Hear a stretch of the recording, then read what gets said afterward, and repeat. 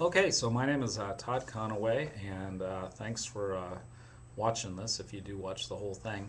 I've been into this class in person for the last few years and done a little cart and pony show with some of the stuff that I was able to do in the middle school and high school environments at a private boarding school.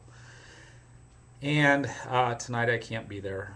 I am teaching Photoshop just a few doors down, so I'm sorry. But we thought it would be an interesting way to do this if we maybe use some of the tools that we may or may not talk about, or I may or may not talk about. So what's going to happen here is I'm going to just show you a couple things like this that Ruth actually has, and she can pause this video at any time. You could laugh at me or talk about me because I'm not there. And she can show you some of these things when the video is paused if you want. And then, uh, then I have another little video that is not me. It's me talking, but it's kind of looking at some web-based stuff that I've done in the past. And then she has, I think, a couple of maybe a couple DVDs that you can click on a couple links to. So anyway, this probably won't take more than 10 or 15 minutes, at least this video for sure, and then the other one I think is like 5 or 6 minutes. So what I do think is that it does show a pretty cool progression of kind of my own experience in learning about some of the tools that I was able to use and get some good feedback from in that environment. So let me tell you first, I worked at a private boarding school, which I usually had like 9 people in a class, 5, 11, maybe 13 at the most. So it was a little different. Budget-wise, it was a challenge, like all schools. And we didn't have an overwhelming amount of cool things. In fact, it was probably very normal, the access to the things we had. But it was a private school, so I did have a little more latitude in terms of some of the things that I was able to do with the students. So let me tell you first just about the epiphany that I had one day, and to this day, although it's kind of a joke, it's the truth. It's kind of the biggest leap I made in technology or the use of technologies in a classroom wasn't a computer, it was the copying machine that was used all day long in the academic environment. So, and I had made copies many times before of 8.5 by 11 pages, handouts, student work. Everything I did was 8.5 by 11, and it worked perfectly. And I knew nothing else until one day I was in the copy room and somebody came in and put in paper in the bottom tray, and it was huge. The paper was huge. I thought, that's amazing. I've never seen paper like that. And it was ledger size paper, which is 11 by 17, and basically that's 2 8.5 by 11 pages put together. So my first instinct was poster. I was going to make a poster, and that would be a cool thing. So I did, and I had students make drawings. We taped together 2 8.5 by 11 papers and put them on the wall, and I kind of remember that. But where that epiphany really happened was when I was able to take student pages that they had written on 8.5 by 11 paper and put them together on a single piece of paper that looked pretty neat.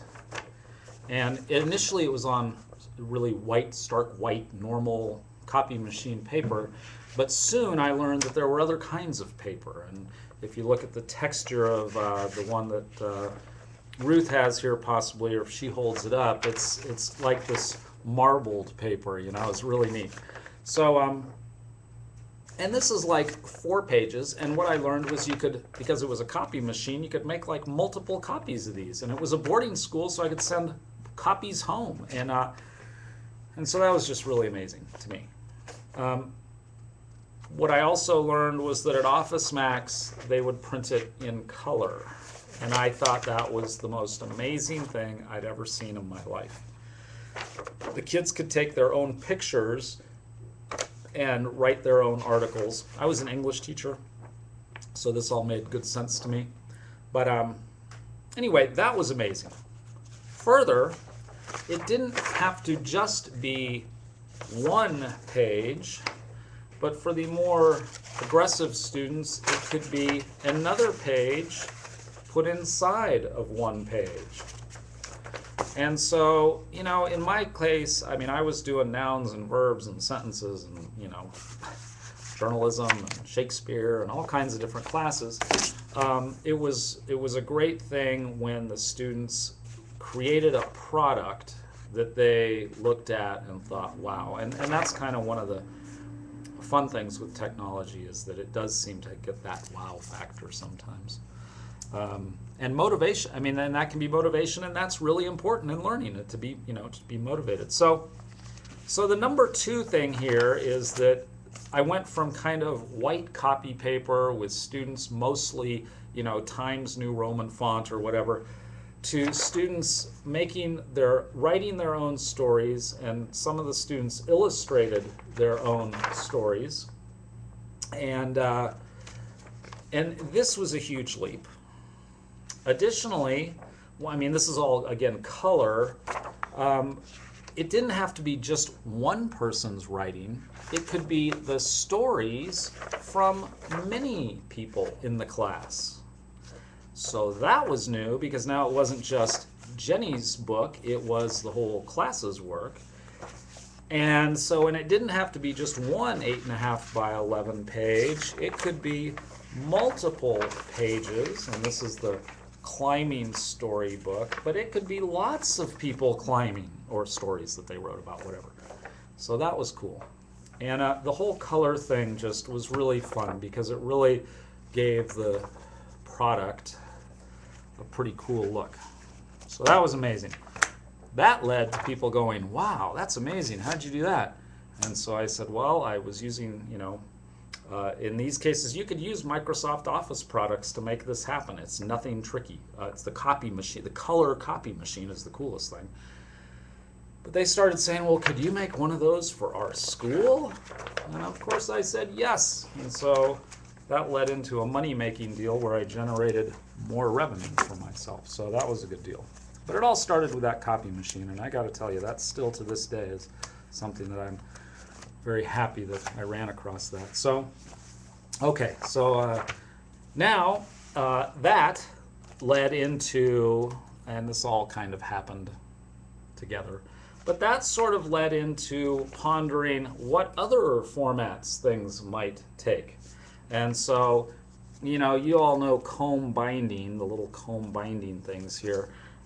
You know, making books, and this is an older one, but adding, you know, cheesy clip art or whatever, it's okay. It's all good. The story's great, and it's got an ending and a beginning, and it's in a book, and you can make 3 copies or 20 copies.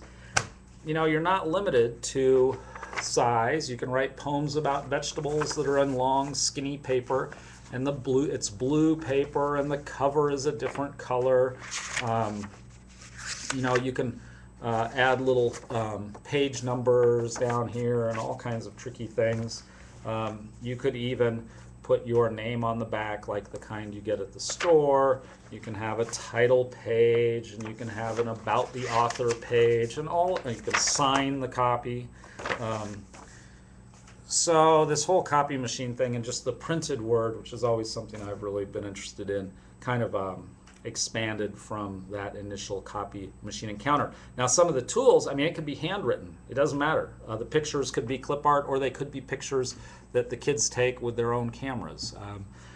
But, you know, it's kind of more project-based a little bit than some other ways about doing this. So we went from a single student to multiple students to kind of different formats.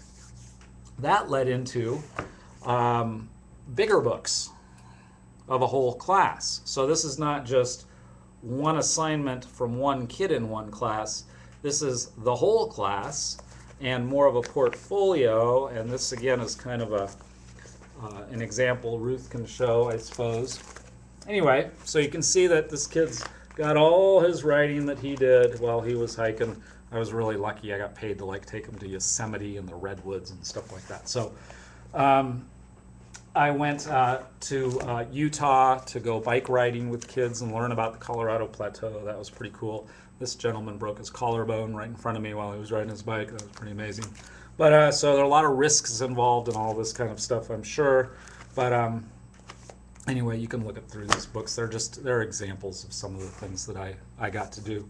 So that's kind of the print media, and I really, the truth is that I think that it was very inspirational to me to go from the 8.5 by 11 paper that I'd seen for so long in academic environments and expand it into just a larger format that was folded in half or not and stuck on a wall or copied 10 times and mailed to somebody else.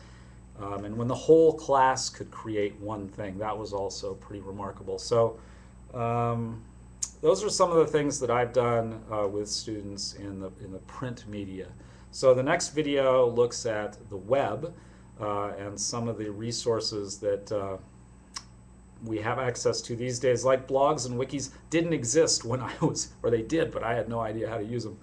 Now what I do here at the college is assist teachers in utilizing some of those tools that I painstakingly had to learn over a period of years, just the primitive, most basic things.